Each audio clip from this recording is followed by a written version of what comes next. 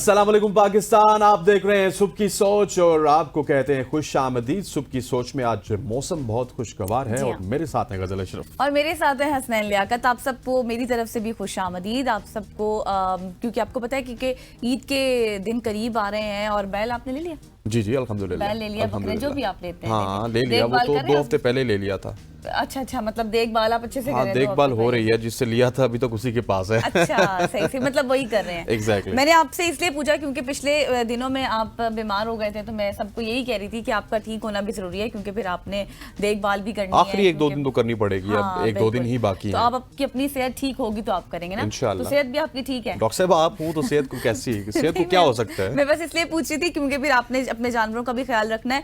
तो हमने भी जानवर ले लिया है, मैंने भी कल देखा उसको, थोड़ा सा प्यार किया, लेकिन ये है कि खैर मुबारक। तो जितने भी लोगों ने अपने जानवर ले लिए उनका भी बहुत ज़्यादा आप ख्याल रखें, क्योंकि अब ईद में तो सिर्फ 2 दिन बाकी हैं। जितना हो सकता है, जिस तरह हमने एहतियाती तदाबीर के हवाले से भी बात की थी कि ज़्यादा से ज़्यादा उनको छाँव में रखें, उनका ख्याल रखें, तो वो भी आपने अपनानी है। वैसे तो आज बारिश का मौसम है, अच्छा मौसम है, खुशगवार मौसम है। आज दौड़े भी लगेंगी, लोग मुकाबले भी करते हैं, आपको पता है ना, ईद से पहले। एग्जैक्टली। लेकिन सबसे पहले हम आगाज़ करेंगे सोशल स्टोरीज से, और सोशल स्टोरीज भी आज हमारे पास बहुत ज़बरदस्त हैं।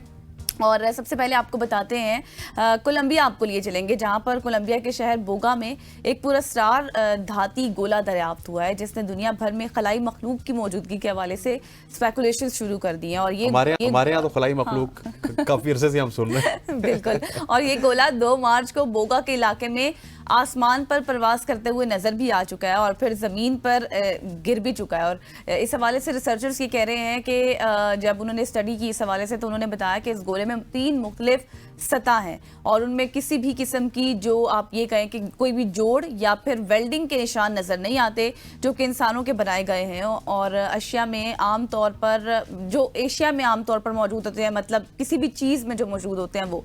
और इन गैर मामूली खुसूसियात को देखते हुए उन्होंने ये मफरूज़ा पेश किया कि ये गोला मुमकिना तौर पर गैर ज़मीनी माखज़ का होता है, और जिसने अवामी बहस को मज़ीद भी बढ़ा दिया है कि ये है क्या चीज़ असल में। ताहम तमाम माहिरीन ने इस बात पर भी इत्तफाक नहीं किया, और ये पुरस्कार गोला यूएफ और आप ये कहें कि दीगर चीज़ों से मिलकर आसमान पर प्रवास करते हुए हमें इसको देखा, फिर उसके बाद ज़मीन पर भी आकर गिरा।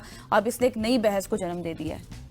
बिल्कुल ऐसी है। और मैं आपको बताऊं कि ये जो आपने गोले की बात की ना, तो गोला मुझे आमिर खान की मूवी याद आ रही थी। अच्छा, जब आप मूवी सोच रहे थे? नहीं, हाँ, तो वो गोला उसी तरह कहते हैं। ये कौन से गोले की बात कर रही हैं? तो आप जिस गोले की बात कर रही है वहाँ पे खलाई मखलूक की बात हो रही है। और खलाई मखलूक, जिस खलाई मखलूक का हम जिक्र करते हैं, वो खलाई मखलूक अब दुनिया में भी मौजूद है। ख़वातीन वज़ात आगे बढ़ते हुए आपने कि पाकिस्तान ने एक बार फिर आलमी सतह पर पाकिस्तान सुरखरू होता हुआ नजर आया। इस बार ये मैदान है ज़हानत का। जी हाँ, एक हालिया, तो हर मैदान में हम सुरखरू होते हैं। बिल्कुल ऐसे ही, अल्हम्दुलिल्लाह। एक हालिया आलमी सर्वे ने दुनिया को हैरान कर दिया। Institute of European business administration की जानिब से की गई आलमी तहकीक में पाकिस्तानी कौम को दुनिया की 4थी सबसे ज़हीन कौम करार दिया गया।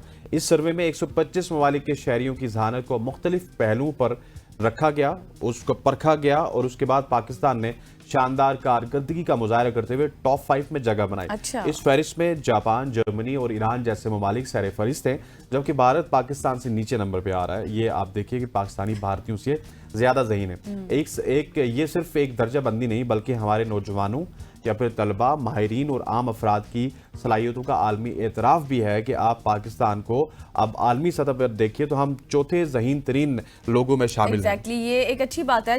हमारा 4th नंबर है, तो कभी 3 भी हो जाएगा, 2 भी हो जाएगा, 1 पे भी आ जाएंगे। एग्जैक्टली। लेकिन अगर आप जैसे लोग ज्यादा होंगे तो 1 पे आ जाए। लेकिन जो अच्छी बात आपने बीच में की थी ना, वो ये थी कि जिस तरह से मैंने भी कहा कि हमें हर महाज पर कामयाबी मिलती है, अल्हम्दुलिल्लाह, अल्लाह ताला का शुक्र है। लेकिन ये है कि इंडिया इस हवाले से भी थोड़ा सा पीछे। अब इंडिया को समझ जाना चाहिए कि हमारे अंदर कितनी सलाहियतें मौजूद हैं, इसलिए कुछ भी करने से पहले थोड़ा सा सोच लिया करें ना। मैं एक अलग कॉन्टेक्स्ट में बात कर रही हूँ। खैर, आगे बढ़ते हैं तो आपको बताते हैं कि बहुत ही ज़बरदस्त खबर है, स्टोरीज है हमारे पास आज। लेकिन जो स्टोरी अभी मैं आपसे शेयर करने वाली हूँ, वो साइंस और ज़राअत जब आपको पता है कि हाथ मिला लें तो नताइज सिर्फ हैरानकुन नहीं बल्कि इनकलाबी भी हो जाते हैं। और यही कमाल करके दिखाया जर्मनी के माहिरीन ने भी।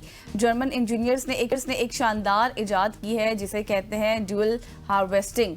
और यानी कि इसका मतलब यह है कि एक ऐसा निज़ाम जिसमें फसलों के ऊपर सोलर पैनल्स लगाए जाते हैं ताकि किसान एक ही वक्त में बिजली भी पैदा कर लें और खुराक भी उगा लें। और ये टेक्नोलॉजी एक साथ दो बड़े चैलेंजेस का हल भी है।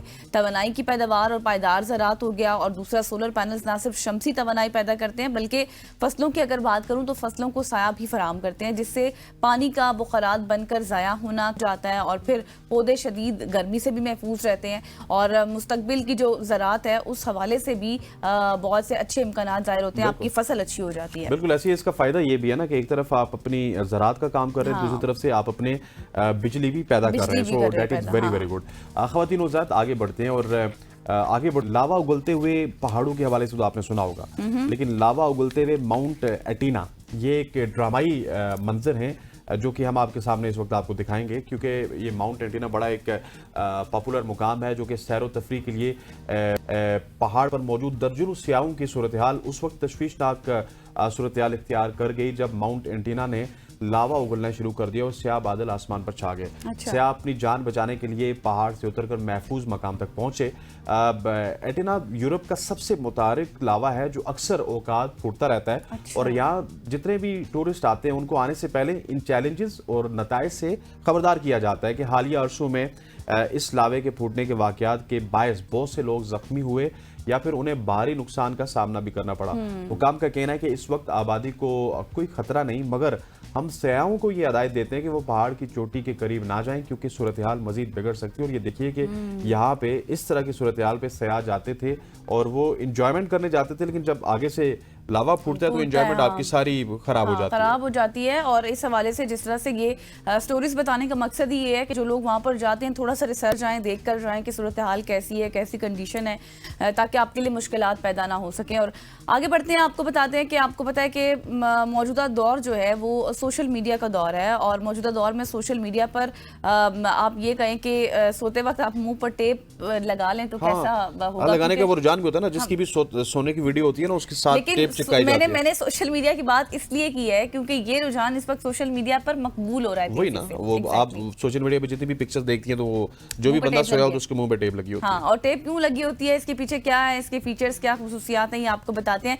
इस तरीके का मकसद ये है कि खराटों को रोकना, खुश्क मुंह से जो आप ये कहें कि आपका मुंह खुश्क हो जाता है उससे बचना, फिर बेहतर नींद हासिल करना, ये बताया जा रहा है। लेकिन हाल ही में एक शाया होने वाली एक रिपोर्ट के मुताबिक माहिरीन सेहत ने खबरदार किया है कि ये तरीका ना सिर्फ गैर मौसर है बल्कि सेहत के लिए इंतहाई खतरनाक भी हो सकता है। और कनाडा में लंदन हेल्थ साइंसेज सेंटर के कान, नाक और गले के जो माहिर डॉक्टर हैं ब्रायन रोटनबर्ग की सरबराही में की जाने वाली इस तहकीक के मुताबिक मुंह पर टेप लगाने से सांस लेने में रुकावट पैदा होती है, खासतौर पर उन अफराद के लिए जिन्हें नाक की बंदिश या नींद के दौरान सांस लेने में ज़्यादा दुश्वारी होती है।